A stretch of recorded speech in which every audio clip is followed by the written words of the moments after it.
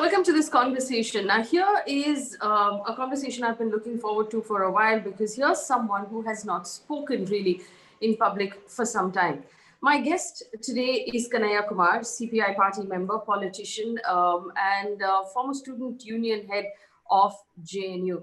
Now, the reason why I've been interested in speaking to Kanhaiya Kumar because obviously there's an election coming up in Bihar, his home state, where he contested the Lok Sabha elections, and I'm curious to know what his role is going to be in the elections that are coming up.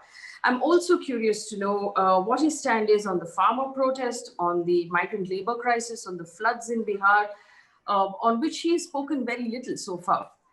And that brings me to the third part of this interview, the arrest of Umar Khalid, who was his friend and associate back in JNU, a matter on which Kanhaiya has said very little. And it's been pointed out in the press that his silence has been quite stark on that one particular matter. So inviting into this conversation, Kanhaiya Kumar, also as a warning to our audience, this will be a bilingual conversation. I will attempt to ask the questions in English and in Hindi.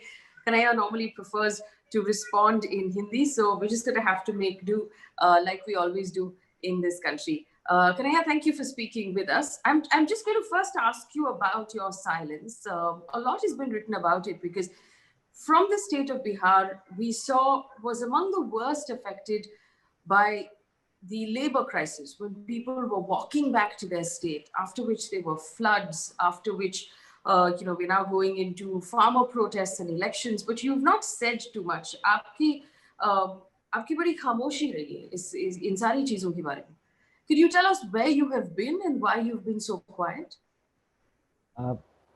सबसे पहले तो you can ask question in English and I will respond in Hindi. Yes. Hindi मेरी मातृभाषा है, लेकिन I am not trying to impose my mother tongue to the other languages. I am not trying to establish any hegemony, but I am a bit comfortable with Hindi. That's why I respond in Hindi. So please forgive me, and I ask permission from your all audience that I will respond in Hindi and they will accept. I hope. So मैं हिंदी में बात करूँगा. और आज हम लोग जब बातचीत कर रहे हैं तो आज 28 सितंबर है, 28 सितंबर है, और आज शहीद आजम भगत सिंह की जयंती है.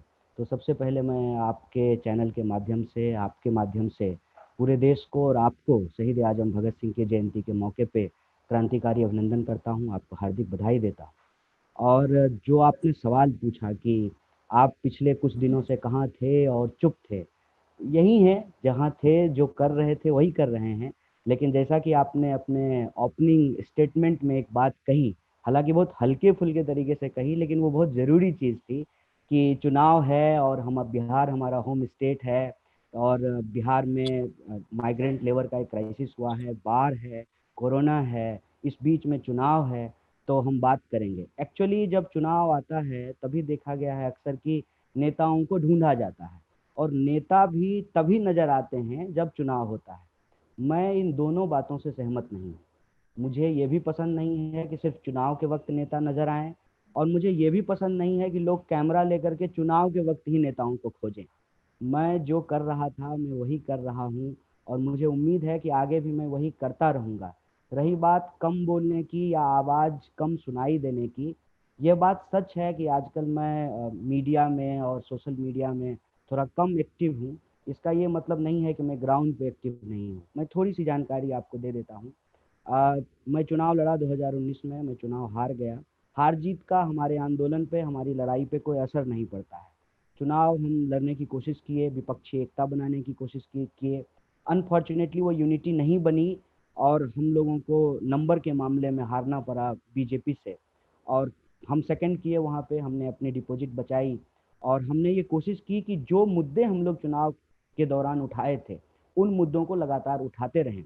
और मैं आपके चैनल के माध्यम से जानकारी देना चाहता हूँ कि अभी पिछले 23 सितंबर को राष्ट्रकवि दिनकर की जयंती थी और मुझे बहुत खुशी हुई कि जो सिर्फ हमारा मुद्दा था, देखते देखते वो उस पूरे इलाके का मुद्दा बन गया. और वहाँ पे दो मांग बहुत प्रमुखता से लोग आज उठा रहे हैं.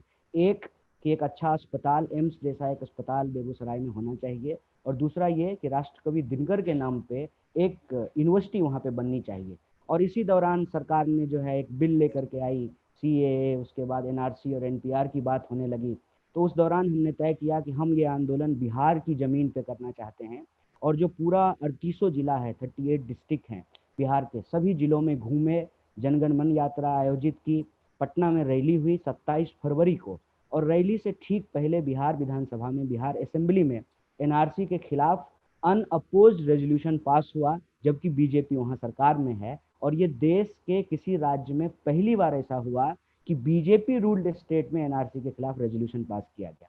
28 फरवरी को हमारी रैली रांची में थी और हम रांची के रैली के मंच पे थे। उसी वक्त खबर आई कि केस का परमिशन दिया गया है। मैंने उसका स्वागत किया और कहा कि मैं चाहता हूं कि इसमें स्पीडी ट्रायल हो और जल्दी से जल्दी देश को पता चले, दूध का दूध पानी का पानी हो, कि कौन लोग दोषी हैं और किस तरीके से एक फर्जी मुद्दा खड़ा करके देश के जो बुनियादी सवाल हैं उसको गुमराह किया गया है। तो बदली हुई परिस्थिति है, स्वाभाविक रूप से सक्रियता और निष्क्रियता, ये उसके पीछे एक बड़ी वजह जो है वो लॉकडाउन के कारण है। लेकिन लगातार हम लोग काम कर रहे थे, कोरोना में लोगों की मदद करना, मुद्दों को उठाना, बाढ़ में लोगों की मदद करना, अपनी कॉन्स्टिट्यूएंसी में अपनी टीम को लगा करके रखना। और हम लोगों की ये चिंता थी कि कोरोना की जो परिस्थिति है इसमें चुनाव अभी कराना ठीक नहीं है। लगातार हम लोग ये मांग उठा रहे थे कि चुनाव आयोग ये सुनिश्चित करे कि लोगों की सुरक्षा, लोग पीपल्स सिक्योरिटी जो है वो पहला सवाल होना चाहिए। लेकिन आपको पता है कि इस देश में लोकतंत्र का मतलब शायद यही बन करके या बच करके रह गया है कि बस चुनाव पे चुनाव होते रहना चाहिए।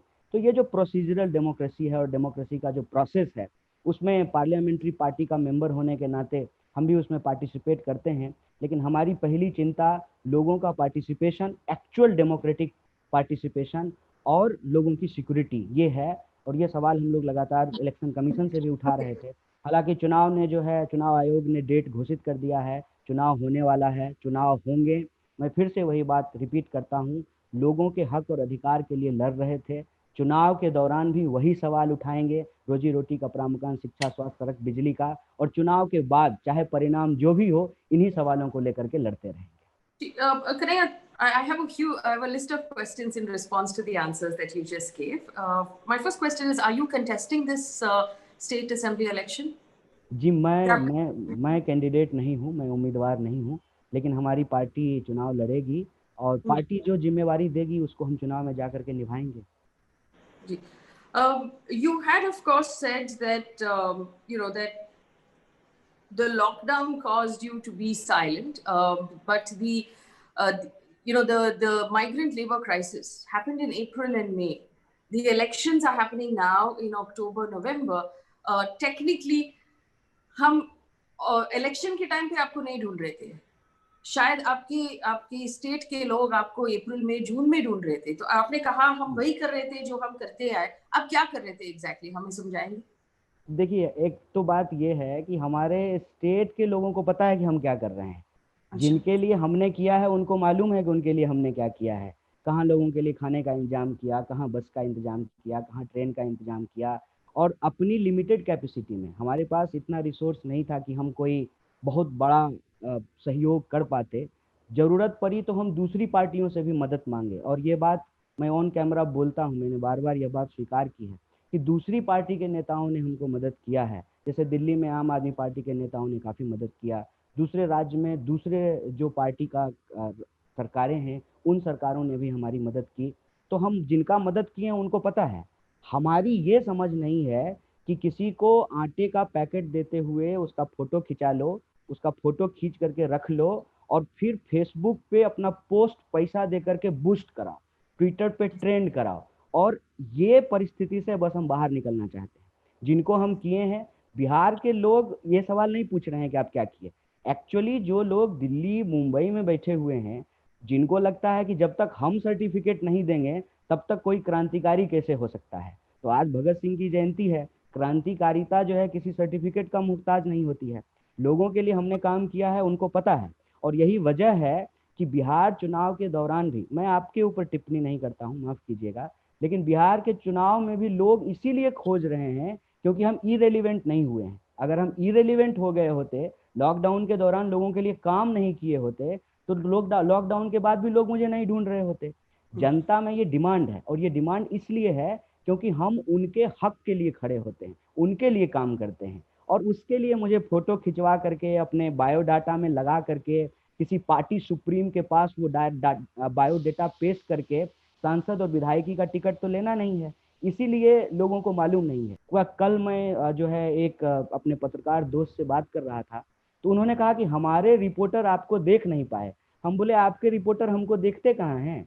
आपके रिपोर्टर तो इस चिंता में मरे जा रहे हैं कि कौन नशा ले रहा है, कौन ड्रग्स ले रहा है। उनके लिए किसान और मजदूर का सवाल और किसान और मजदूर का आंदोलन तो मुद्दा ही नहीं है, वो तो प्राइम टाइम का डिबेट ही नहीं है। तो स्वाभाविक रूप से आपके रिपोर्टर हमको देख नहीं पाएंगे। आप अगर ग्राउंड पे जो लोग लड़ रहे हैं और उनके पीछे लड़ने वाली जो शक्तियां हैं उसके साथ जो हमारी भूमिका है, अगर आप उसको ढूंढना चाहें तो आसानी से ढूंढ सकते हैं। तो ये बात आप और हम सब जानते हैं मैम। आप एक जिम्मेदार पत्रकार हैं और आपने अपने धर्म को बखूबी निभाया है, और आपको मालूम है कि कैसे बुनियादी सवालों को, बुनियादी लड़ाइयों को आज मीडिया में स्पेस नहीं मिल रहा है। तो उन सारी चीजों के बारे में एक दो बातचीत करनी थी आपसे, अगर if you want to answer those questions. There is a poster that has been put up by the BJP for Bihar elections. वो पोस्टर को हम शेयर करेंगे स्क्रीन पे। Effectively, the translation of this poster says Bihar has become the first state with the highest recovery of 91%.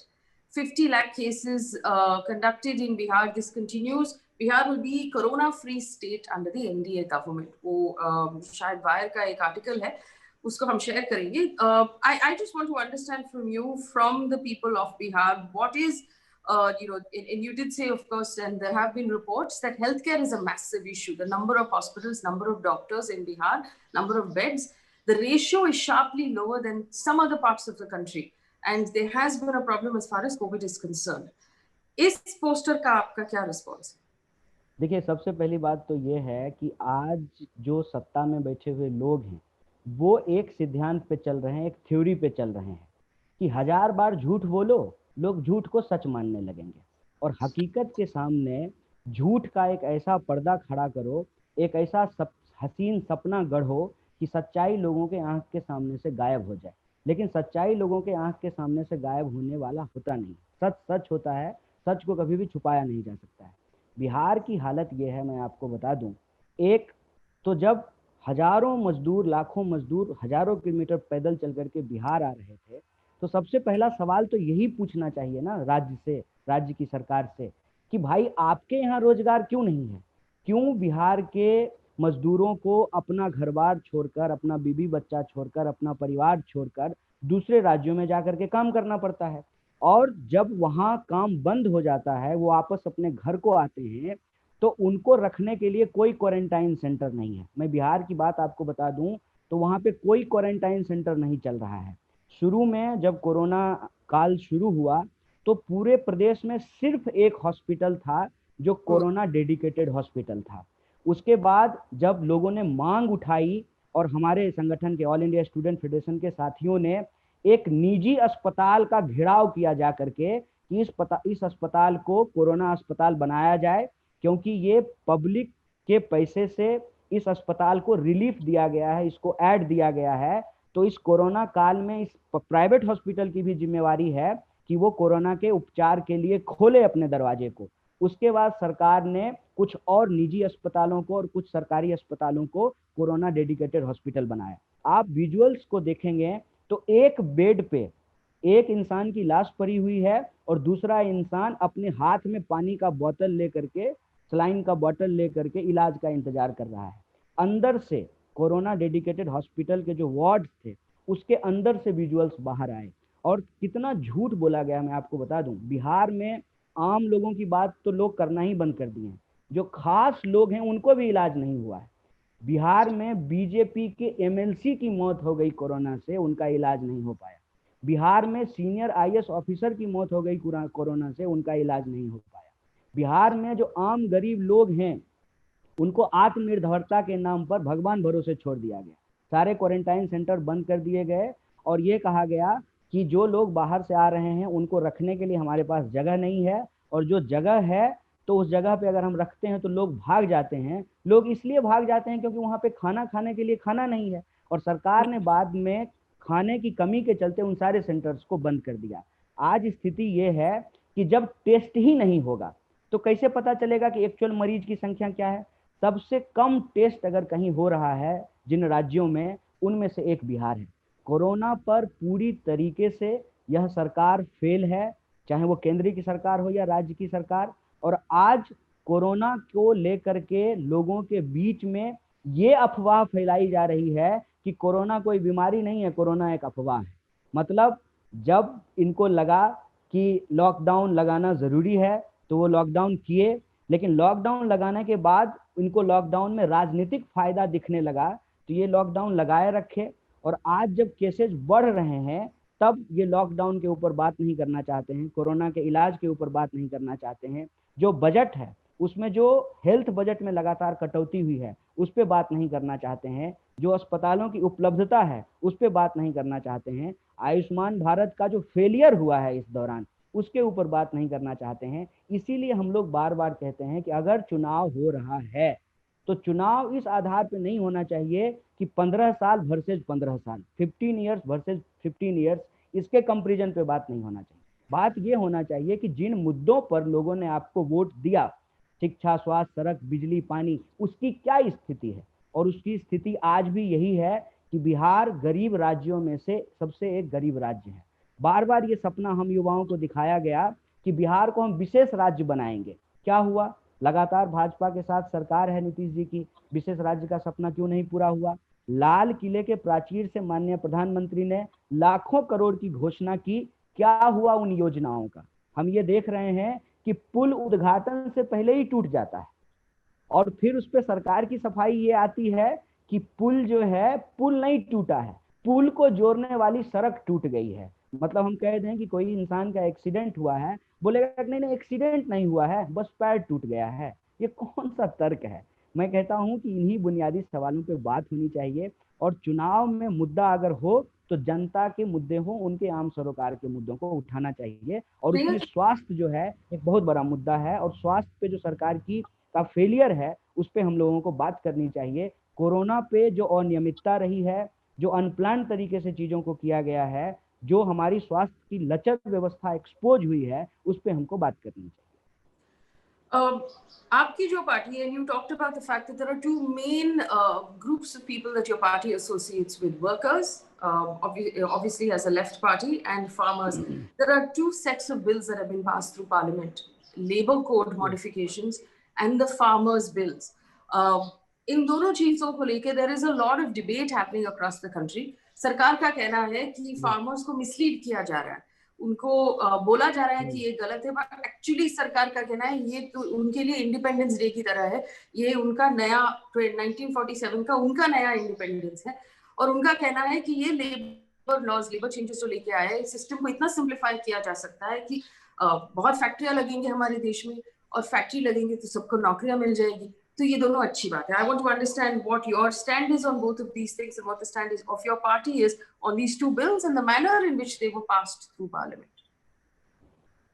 सबसे पहली बात तो ये है कि मैं आपको विशेष रूप से धन्यवाद देना चाहता हूँ कि आप इंटरव्यू में इधर उधर की बात ना करके मुद्दों की बात कर रहे हैं। ये जो दोनों बिल के बारे में आपने चर्चा की है, तो मैं सबसे पहले जो लेबर लॉज है उसके बारे में बता दूं आपको। लेबर लॉज में मेजर रिफॉर्म इससे पहले भी एक बार करने की कोशिश की गई लॉकडाउन के दौरान, और उसके खिलाफ जो ट्रेड यूनियंस हैं उन्होंने रिस्पॉन्ड किया, लेबर मिनिस्ट्री को लिखा। और दुर्भाग्यपूर्ण स्थिति देखिए कि इस देश के आम लोगों को और इस देश के जो पार्टी जो सत्ता चला रही है इस देश की, उनके प्रवक्ता को लेबर मिनिस्टर का नाम नहीं पता है। ये बड़ी दुर्भाग्यपूर्ण स्थिति है। और ऐसा क्यों है? ऐसा इसलिए है कि आप हमसे सवाल पूछिएगा तो हमारी पार्टी में हर किसी की अपनी एक जिम्मेवारी है, और उसकी जिम्मेवारी जो जिस विभाग की है, जिस क्षेत्र की है, वो उसको रिस्पॉन्ड करते हैं। लेकिन सरकार का जब आप काम देखेंगे तो लेबर मिनिस्ट्री के ऊपर क्वेश्चन कीजिएगा तो एग्रीकल्चर मिनिस्टर जवाब देगा, एग्रीकल्चर मिनिस्टर के ऊपर सवाल कीजिएगा तो रेल मिनिस्टर जवाब देगा, रेल पे सवाल कीजिएगा तो वित्त मंत्री जवाब देगा। ये बड़ी अजीब स्थिति बनाई गई है। जो स्पेसिफिक क्वेश्चन आपने पूछा है मजदूरों को लेकर के, मजदूरों के रिफॉर्म के नाम पे मजदूरों को जो अधिकार मिला हुआ था इस देश में, उस अधिकार को एक एक करके छीनने की कोशिश किया जाएगी। उसमें सबसे बुनियादी चीज ये है कि भारत में काम के घंटे निर्धारित थे। काम का घंटा मतलब अगर आप 8 घंटा काम करते हैं तो 8 घंटे के बाद अगर आप 1 मिनट काम करेंगे तो आपको 2 मिनट का पैसा दिया जाएगा, इसको ओवर टाइम कहते हैं। इस देश में मिनिमम वेज जो है वो निर्धारित था, साथ ही साथ कि किसी भी यूनिट में मजदूरों को अपना यूनियन बनाने का अधिकार था। तो ये जो सारे रिफॉर्म लाए गए हैं, इसमें मेजरली दो एस्पेक्ट हैं। एक, जो लेबर को सिक्योरिटीज दी गई है, उस सिक्योरिटी को छीन लिया गया है, और उस सिक्योरिटीज के खिलाफ लड़ने का जो उनका डेमोक्रेटिक राइट है, उसको क्रिमिनलाइज कर दिया गया है, या यूं कहिए कि उन लड़ने के अधिकारों को, यूनियन बनाने के अधिकारों को छीन लिया गया है। इसके खिलाफ लगातार सेंट्रल ट्रेड यूनियन प्रोटेस्ट कर रही है। और एक इंटरेस्टिंग फैक्ट मैं यहाँ आपको ऐड कर दूं कि जब भाजपा सरकार में नहीं थी, तो जो आरएसएस का मजदूर संगठन है, भारतीय मजदूर संघ, वो भी इन आंदोलनों में शामिल था। जब बीजेपी आई है, तो बीजेपी जब वही काम कर रही है जो पिछली सरकारों में किया गया, तो वो इस सेंट्रल ट्रेड यूनियन से बाहर हो गए हैं। जबकि कांग्रेस इस तरह के जो कानून लाने की कोशिश कर रही थी, जो रिफॉर्म लाने की कोशिश कर रही थी, उसके खिलाफ जो कांग्रेस पार्टी का मजदूर संगठन है इंटक, वो उस वक्त अपनी ही सरकार का विरोध कर रहा था, और आज भी वो सेंट्रल ट्रेड यूनियन का पार्ट है। ये हो गया मजदूरों के बिल से संबंधित। दूसरा जो किसान बिल है, उस पर कुछ कुछ जो कंफ्यूजन फैलाया गया है सरकार के द्वारा, और ये बड़ी दुर्भाग्यपूर्ण स्थिति है कि माननीय प्रधानमंत्री के द्वारा जो है किसानों को गुमराह करने की कोशिश की जा रही है, जबकि वो ये कह रहे हैं कि किसान को गुमराह किसी और के द्वारा किया जा रहा है। इस स्थिति को मैं स्पष्ट करना चाहता हूँ। पहली बात तो ये कि एपीएमसी जो है, जो मंडियां होती हैं, सरकारी मंडियां होती हैं, बिहार में उसको बाजार समिति बोलते हैं, बिहार में 2006 में ही एपीएमसी को समाप्त कर दिया गया, ये बोल करके कि किसानों को बिचौलियों से बचाया जाएगा। ठीक है, आज बिहार में एपीएमसी नहीं है। सरकार जो है वो मिनिमम सपोर्ट प्राइस जो है वो निर्धारित करती है, लेकिन किसी भी किसान को बिहार में आज के डेट में मिनिमम सपोर्ट प्राइस नहीं मिलता है। और वो जो तर्क था कि हम बिचौलियों से निकाल करके किसानों को आज़ादी देना चाहते हैं कि किसान जहां चाहें वहां जा करके अपना फसल बेच सकते हैं, तो किसान तो पहले भी, क्योंकि 6% फसल की खरीद जो है वो एपीएमसी के तहत होती थी, 94% फसल की खरीद और बिक्री जो है पहले भी एपीएमसी के बाहर ही होता था। लेकिन अननेसेसरी इसको तर्क बना करके कि एपीएमसी में करप्शन होता है, बिहार में 2006 में ही एपीएमसी समाप्त कर दिया गया। और आज की हकीकत यह है कि किसान बाहर फसल बेच रहे थे, बेच रहे हैं, लेकिन जो उनको मिनिमम सपोर्ट प्राइस का एक सिक्योरिटी था, एक जो शील्ड था उनके लिए, ये शील्ड उनके हाथ से चला गया है। बिहार का उदाहरण मैं आपको देता हूं। मैं मक्का, जहां सबसे ज्यादा मक्के की खेती होती है, उस इलाके से आता हूं, बेगूसराय, खगड़िया, ये जो पूरा एरिया है। सरकार ने 1800 रुपए से ज्यादा एमएसपी जो है वो निर्धारित किया है, लेकिन 900 रुपए से ज्यादा में किसी का भी मक्का नहीं बिक रहा है। ये रियलिटी है, आप अपने रिपोर्टर भेज करके ये सच्चाई मंगवा सकते हैं। पंजाब में इन्होंने क्या कहा, हरियाणा में इन्होंने क्या कहा कि अरे बिहार तो 2006 में ही एपीएमसी समाप्त कर दिया। तो आप क्या चाहते हैं कि जैसे बिहार के किसान एपीएमसी समाप्त हो जाने के बाद और मिनिमम सपोर्ट प्राइस जो उनको नहीं मिल पा रहा है, उसके चलते वो अपनी फसल कहीं नहीं बेच पा रहे हैं, वो मजबूर हैं कि किसी भी प्राइवेट इंटिटी के पास, किसी भी प्राइवेट पर्सन के पास अपना फसल बेचें, और उनके ऊपर अगर उनको एमएसपी नहीं मिलता है, तो उनके जो लोग कम एमएसपी से कम पे फसल खरीदते हैं, उनके ऊपर कोई क्रिमिनल चार्ज नहीं होता है, कोई उनको इस तरीके का लीगल प्रोटेक्शन नहीं है। तो आप ये चाहते हैं कि जो मजबूरी बिहार के किसानों की है, वही मजबूरी हरियाणा और पंजाब के किसानों की भी हो जाए। असल बात यह है कि इस पूरे मामले में सरकार के द्वारा झूठ बोला गया है, और इसका सबसे बड़ा उदाहरण यह है कि आप अपने एग्रीकल्चर मिनिस्टर को नहीं समझा पा रहे हैं, और आप कह रहे हैं कि किसान गुमराह हो गए हैं। 70 साल में ऐसा पहली बार हुआ है मैडम कि सरकार किसानों का भला करना चाहती है, अन्नदाताओं का भला करना चाहती है, और किसान कह रहे हैं कि हमको ये भलाई नहीं चाहिए, क्योंकि उनका अनुभव ये कहता है कि जैसे वो जीएसटी ला करके करदाताओं का भला करना चाहते थे, वैसे ही ये फार्मर बिल ला करके किसानों का भला करना चाहते हैं। जैसे नोटबंदी और जीएसटी से देश का भला नहीं हुआ, वैसे इस फार्मर बिल से किसानों का भला नहीं हो सकता है। और ये कहना कि किसानों को गुमराह किया जा रहा है, ये किसान का अपमान है।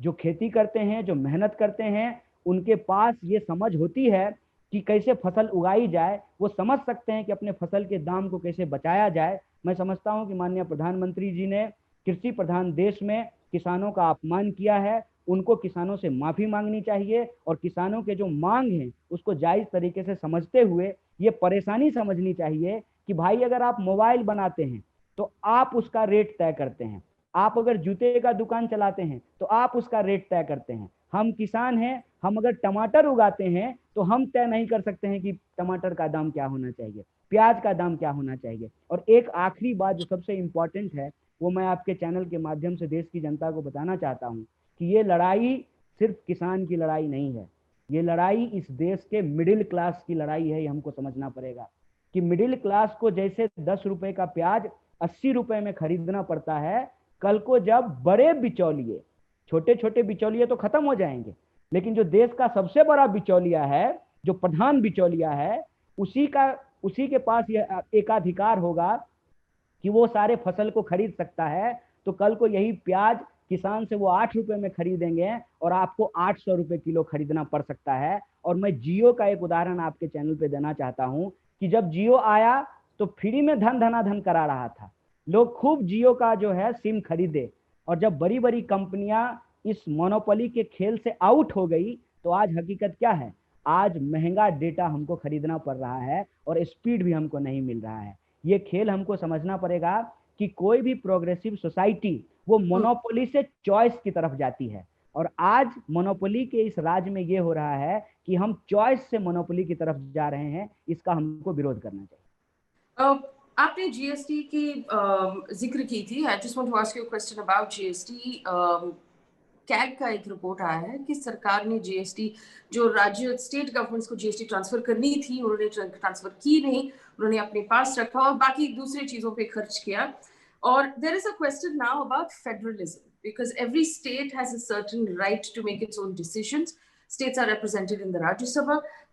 States are supposed to have their own money, their own budgets. Now, without the GST, what has happened in many states, like the state of Karnataka, for example, the state of Bihar, for example, are running short of funds.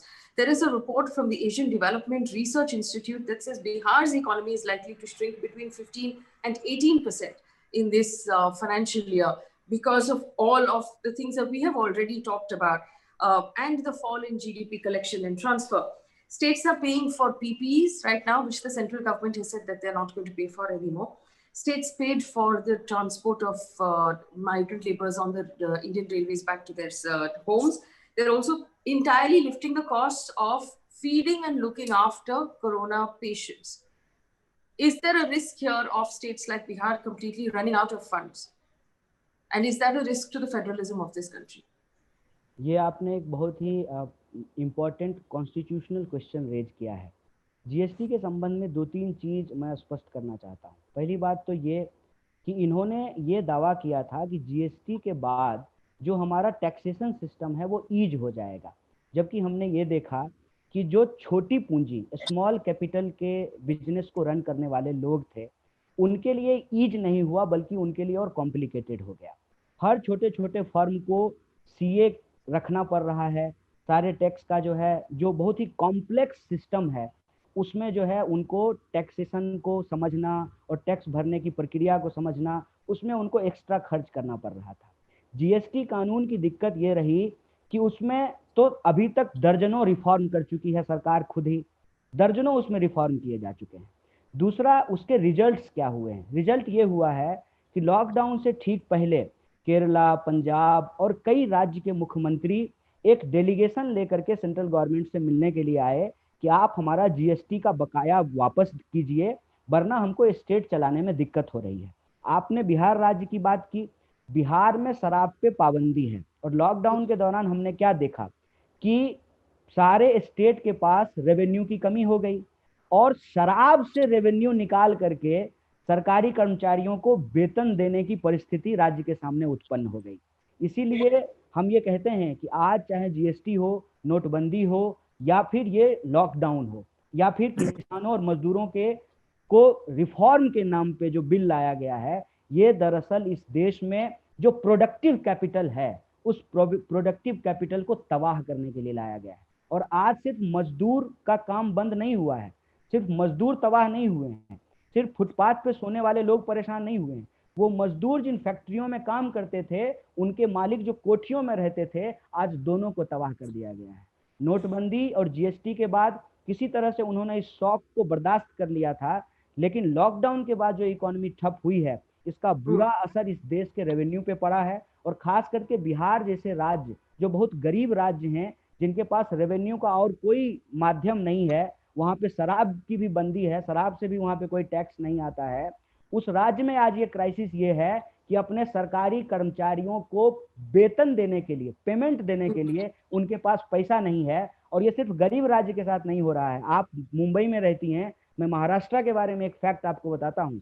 3 trillion की हमारी economy थी, 1 trillion अकेले Maharashtra hold करता था।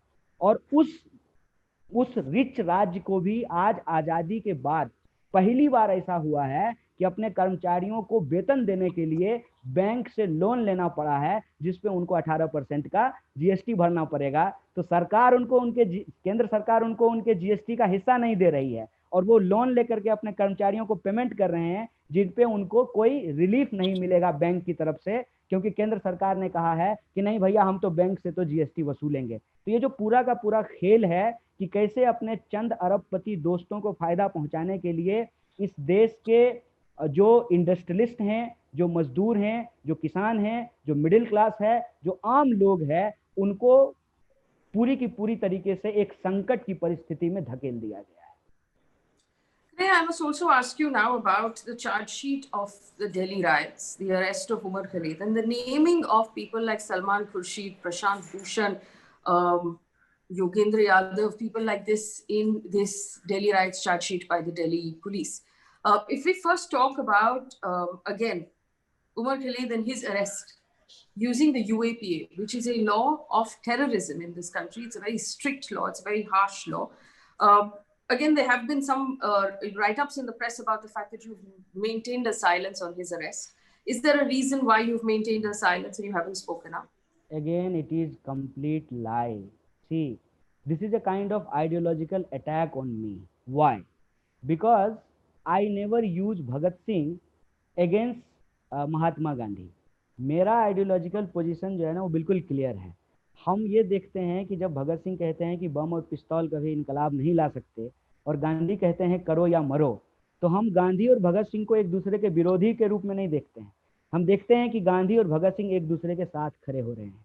इस देश में जो शांति की बात करने वाले लोग हैं, जो न्याय की बात करने वाले लोग हैं, जो बराबरी की बात करने वाले लोग हैं, उनके ऊपर चौतरफा हमला होता है। और उसमें आप देखेंगे जो एक्सट्रीमिस्ट लोग होते हैं, चाहे इस तरफ के राइट के एक्सट्रीमिस्ट हों या लेफ्ट के एक्सट्रीमिस्ट हों या कोई रिलीजियस ग्रुप के एक्सट्रीमिस्ट लोग हों, वो डेमोक्रेटिक, प्रोग्रेसिव, सेकुलर और जस्टिस और इक्वलिटी की बात करने वाले लोगों के ऊपर मौका ढूंढते रहते हैं कि कहाँ इनके ऊपर हमला किया जाए। हमारी पार्टी का पोजीशन बिल्कुल स्पष्ट है। दिल्ली राइट के जांच के ऊपर बहुत सारे लोगों ने बहुत इंपॉर्टेंट क्वेश्चंस रेज किए हैं। सबसे पहली बात तो ये कहा है कि ये जांच जो है, इसमें बाइसनेस दिखती है, इसमें राजनीतिक बदले की भावना दिखती है। और ये राजनीतिक बदले की भावना कैसे दिखती है?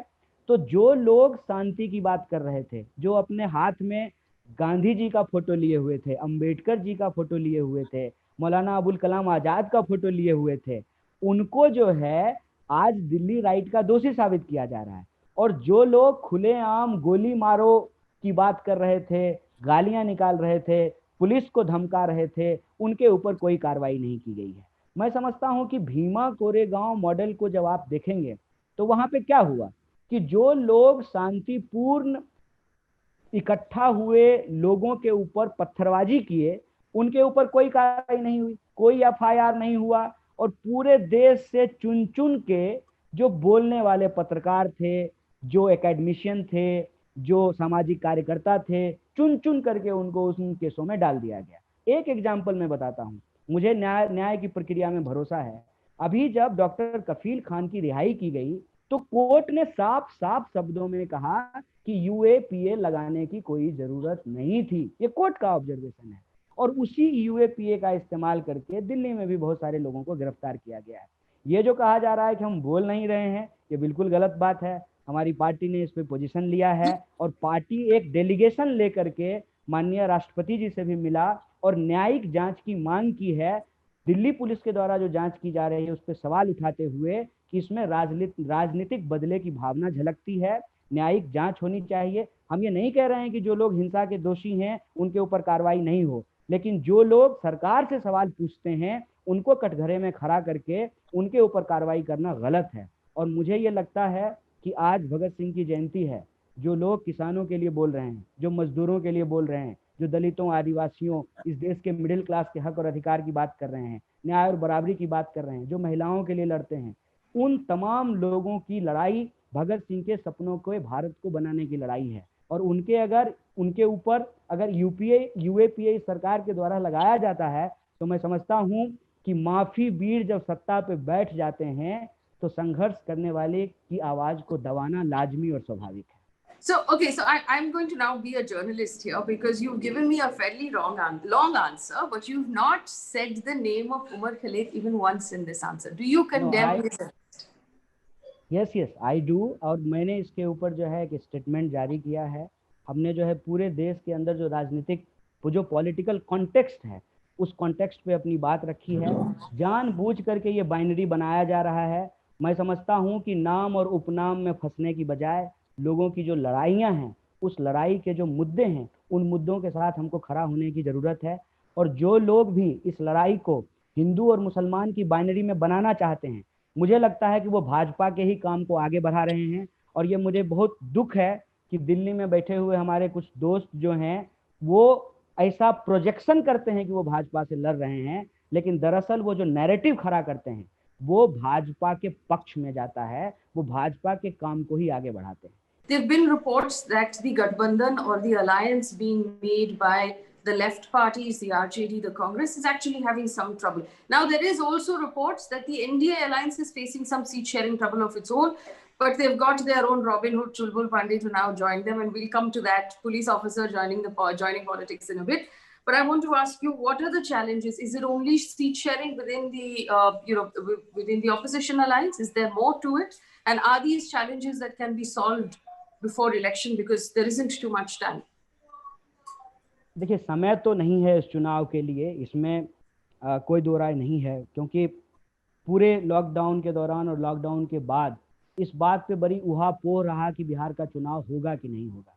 कई सारे लोगों का ये कयास था कि शायद बिहार और बंगाल का चुनाव साथ में हो, लेकिन मुझे लगता है कि बीजेपी की ये स्ट्रेटजी है कि बंगाल के चुनाव पे वो पूरा फोकस करना चाहते हैं, एकदम अलग से जो है वो समय देना चाहते हैं। उनको लगता है कि किसी भी तरीके से बंगाल हमको जीतना है, क्योंकि उनके हिंदू मुसलमान के नैरेटिव में बिहार से ज़्यादा इम्पोर्टेंट स्टेट बंगाल है। वहाँ पे वो, चूंकि आप सबको पता है कि बिहार के बाद जब आप बंगाल में इंटर करेंगे तो बंगाल एक हमारा ऐसा बॉर्डर स्टेट है जहाँ पे पार्टीशन का दर्द बहुत पुराना है। आप अगर पार्टीशन के दौर को जा करके देखेंगे तो जो हमारा दोनों फ्रंट था, ईस्ट फ्रंट और वेस्ट फ्रंट, जहाँ पे सबसे ज़्यादा दंगे या तो पंजाब में हुए या बंगाल में हुए। बहुत सारे ऐसे परिवार आपको मिलेंगे जो पार्टीशन के चलते अपना घर बार छोड़ करके बंगाल के इस हिस्से में, जिसको हम पश्चिम बंगाल कहते हैं, वहाँ आकर के बस गए। तो ये इनको लगता है कि ऐसा एरिया है जहाँ पे हिंदू मुसलमान की आग को बहुत आसानी से भड़काई जा सकती है। और मैं आपको ये बात जोर करके कहना चाहता हूँ कि पूरा का पूरा जो एनआरसी का शगुफा छोड़ा गया था वो बंगाल चुनाव और असम चुनाव को ध्यान में रख करके छोड़ा गया था। हालांकि इनको अंदाजा नहीं था कि पूरे देश में और पूरी दुनिया में इनकी भद पिट जाएगी, और उस पर ये पीछे हुए हैं, तत्काल पीछे हुए हैं। तो बंगाल को ये हर हाल में जीतना चाहते हैं, इसीलिए ये आनंद फानंद में चाहते हैं कि बिहार का चुनाव खत्म हो और बंगाल के ऊपर स्पेशल फोकस किया जाए। अब चुनाव हो रहा है, चुनाव आयोग के ऊपर हम लोग प्रश्न नहीं खड़ा कर सकते हैं क्योंकि वो एक इंडिपेंडेंट कॉन्स्टिट्यूशनल बॉडी है, लेकिन चुनाव जिन परिस्थितियों में हो रहा है तो ये स्पष्टता नहीं थी कि चुनाव होगा कि नहीं होगा। स्वाभाविक रूप से अलायंस को लेकर के भी बहुत सारी चीजें कॉन्क्रीटली तय नहीं हो पाई है। अभी चुनाव के डेट्स आ गए हैं, फिर भी सीट शेयरिंग पे बात नहीं बना है। लेकिन मोटा मोटी ये अंडरस्टैंडिंग मुझे लगता है कि हमारी पार्टी का, कांग्रेस का और जो दूसरी पार्टियां हैं उनका ये है कि मैक्सिमम पॉसिबल यूनिटी बनाने का प्रयास किया जाए। मैक्सिमम पॉसिबल यूनिटी इसलिए बनाने का प्रयास किया जाए कि आज सवाल किसी को मुख्यमंत्री बनाने का नहीं है, आज सवाल इस देश के कॉन्स्टिट्यूशनल डेमोक्रेसी को बचाने का है। और जब तक कॉन्स्टिट्यूशनल डेमोक्रेसी नहीं बचेगा, वैसे भी चुनाव प्रोसीजर बन करके रह जाएगा, वो प्रोसीजरल बन करके रह जाएगा। इसीलिए सीट पे हमारी तरफ से कोई रिजिडिटी नहीं है। सीट के सवाल पे हम कभी भी अलायंस नहीं किसी के साथ ब्रेक करेंगे। आप देखिए, अगर सीट की रिजिडिटी होती तो 2019 में आरजेडी ने हमारे सीट पे अपना कैंडिडेट खड़ा किया, तो वो एनिमिटी तो हमने खत्म कर दिया है, वो बिटरनेस हमने खत्म कर दिया है। वो बच्चन साहब कहते हैं ना कि बीत गई सो बात गई, माना कि बेहद प्यारा था, वो बीती हुई बात है। तो आज हम जब किसी के साथ बातचीत के लिए जा रहे हैं तो उसमें सीट रिजिडिटी नहीं है, उसमें आइडियोलॉजिकल कमिटमेंट इंपॉर्टेंट है, उसमें कॉमन मिनिमम प्रोग्राम इंपॉर्टेंट है। और उस पर अगर समझदारी स्पष्ट रूप से बन जाएगी तो स्वाभाविक रूप से एक secular progressive left democratic alliance जो है वो बिहार में बनना चाहिए, जो एनडीए लेड बिहार की सरकार है उसका मुकाबला कर सके। और उन्होंने जो वादे किए थे, वो वादे जो सिर्फ वादे ही हैं, जमीन पे हकीकत के रूप में उतरे नहीं हैं, उसको एक्सपोज किया जाए और बिहार की जनता के सामने सिर्फ बोलने की बात नहीं है। इसीलिए जब मुझे लोग कहते हैं कि आजकल आप बोल नहीं रहे हैं, अरे बोलने का काम तो आप करते हैं, बाकी पत्रकार करते हैं, रवीश जी ने लिखा ही है, बोलना ही है, तो ये आपका काम है। बतौर सामाजिक कार्यकर्ता, बतौर किसी पार्टी का मेंबर, हमारी जिम्मेवारी ये है कि उन चीज़ों को जमीन पे लागू कैसे किया जाए। और चुनाव में भी हमारी यही कोशिश है कि लोगों के सवालों को लेकर के कॉमन मिनिमम प्रोग्राम बने, एक मैक्सिमम पॉसिबल यूनिटी बने, और एनडीए का जो कम्युनल एजेंडा है इस देश में, देश को डिवाइड करने का जो एजेंडा है, कॉन्स्टिट्यूशनल डेमोक्रेसी को जो खत्म करने का एजेंडा है, उसको रोका जाए, उसको हराया जाए, उसको परास्त किया जाए। हमने ये भी देखा है कि गुप्तेश्वर पांडे जी जो फॉर्मर डीजीपी थे, मतलब 22 सितंबर तक डीजीपी थे, director general of police of Bihar, he has now joined politics and he has joined the JDU. Do you see him as a strong player in this election going forward? देखिए, मैं जो है ना किसी व्यक्ति पे केंद्रित होकर के कोई बातचीत नहीं करना चाहता हूँ, और इसीलिए मेरे ऊपर केंद्रित करके जब कोई सवाल पूछा जाता है, या जो है उम्र पे केंद्रित करके जब कोई सवाल पूछा गया, तो मैंने जो है उसको कॉन्टेक्स्ट में जो है जवाब देने की कोशिश की है।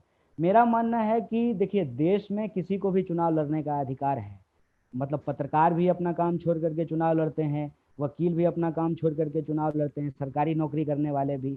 चुनाव कोई भी लड़ सकता है, ये उनका डेमोक्रेटिक राइट है। तो उस पर टीका टिप्पणी मैं नहीं करूंगा कि उनको चुनाव लड़ना चाहिए कि नहीं लड़ना चाहिए। मैं सिर्फ ये कहना चाहता हूँ कि बिहार में जो एक इम्पॉर्टेंट चीज हो रही है उस पर सब लोगों को ध्यान देना चाहिए। वो ये है कि जितने भी डिफेक्शन हुए हैं एक पार्टी से दूसरी पार्टी के, और जो लोग राजनीति ज्वाइन करना चाहते हैं अपना प्रोफेशन छोड़ करके, ज्यादातर लोग जेडीयू के तरफ हैं। जबकि भाजपा का बिहार में ये दावा है कि भाजपा बिग ब्रदर है।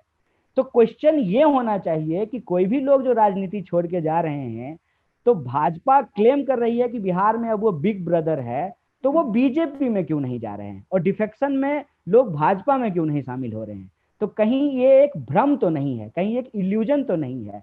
और सेंटर को हम देखते हैं तो अकाली दल अभी छोड़ करके गया है, शिवसेना पहले छोड़ करके चली गई है। मुझे लगता है कि एक पॉलिटिकल कॉन्टेक्स्ट में बात करनी चाहिए। कोई व्यक्ति चुनाव लड़ते हैं, लड़े, उनका डेमोक्रेटिक राइट है, उस पर कोई टीका टिप्पणी करने की जरूरत नहीं है। Okay. Kanhaiya Kumar, thank you for answering my questions today, very honestly and very openly. I must always remind our audience that there's only one condition under which I do an interview of anyone on my channel. I do not share the questions in advance, and whoever is willing to talk to me on that one condition, we offer them our platform. देखिए, आप उस तरह के पत्रकार नहीं हैं और मैं देश का प्रधानमंत्री नहीं हूँ, तो स्वाभाविक रूप से ये बहुत ट्रांसपेरेंट है। बहुत बहुत शुक्रिया, बहुत बहुत धन्यवाद।